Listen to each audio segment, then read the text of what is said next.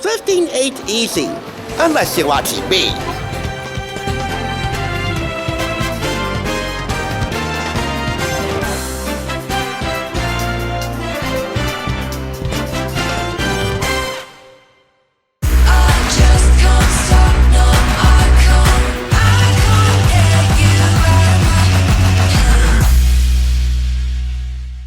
Welcome back. We are at the tail end of the Thrift Store Rundown's Groove-A-Thon To The Grammys, celebrating music's biggest night by bringing Hollywood home on a budget. And I got just one simple question for you. What do you want to be when you grow up? For those of you who answered that you want to be just like Taylor Swift, that is so predictable, but at the same time, kind of adorable. And anyone who would take issue with any child's aspirations to be just like their favorite singer or somebody else within reason is pretty darn dumb. I mean, who doesn't want to be like Taylor Swift? I'm not saying this as a Swiftie. I'm saying this as a passive observer who, more so than often, takes advantage of her current status quo in the industry. This woman rules entertainment with an iron fist, wearing a kid glove. Never mind that she's the lady luck the Kansas City Chiefs never knew they needed until their tight end star Travis Kelce started thumbing his nose in her business, and, well, it's paying off marvelously. That's beside the point. When you grow up, do you want to be like Taylor Swift? Well, after reading this level 3 scholastic book by Lexi Ryals with children's illustrations of Taylor hard at work, would you reconsider? Or would you still stand by that claim? This is picked up for 50% off 99 cents. And it should be mentioned that neither Swift nor her team endorses or authorizes this book. I generally don't go for unauthorized celeb biographies, but this one is aimed towards kids, features children illustrations by Irvin Madrid. It's from a reputable distributor, Scholastic. So I really had to make an exception for this, because it's really charming.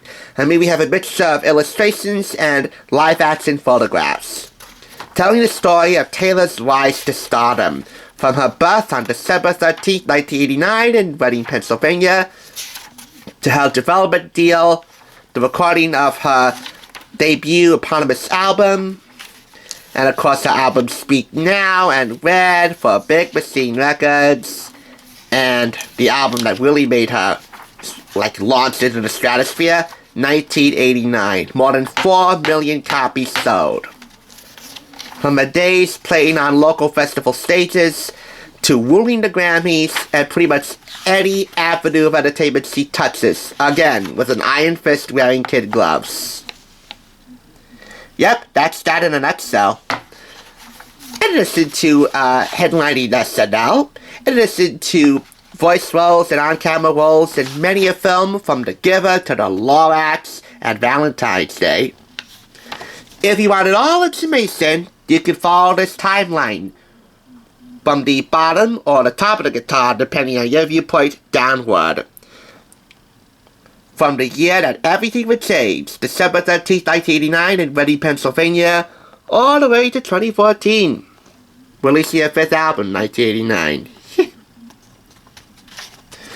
There's a helpful glossary of music terms and entertainment terms to be found at the end of this book, which retails for $3.99 in the US and $4.99 in Canada.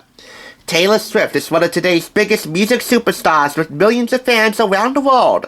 But before she was famous, Taylor was just a young girl who loved to sing and dreamed of sharing her music with others. Learn how she made it all the way to the top in this exciting Level 3 biography, which in terms of different stages of reading for your child, Level 3 certainly has your child make it to the top, reading for inspiration and information. And again, you'll read down here, this book is not sponsored by or affiliated with Miss Swift or anyone involved with her. And in this case, I would say, who the heck cares? It's just charming to read. I'm giving it 4.5 out of 5 claps.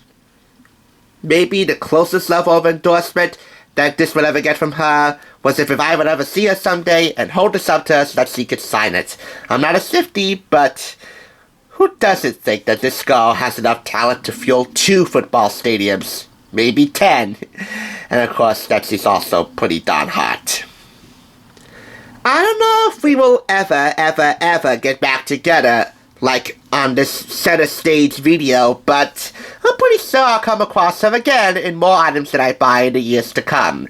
And if I do, I'll probably throw in a couple shoutouts here and there. That's how big her legacy is around here. I mean, I bought her deluxe 1989 album, one of my earliest purchases, for pocket change in a holiday sale. That, for a serious thrifter, is no easy task. This is child's play. Literally, it just makes them all blush red. Thanks for tuning in. Just so you know, there's no limit to bringing Hollywood home on a budget. Please go ahead and check out another awesome review like this one by clicking here, and make sure you subscribe by clicking here. Until next time, I'll catch you, as I always do, on the thrift side.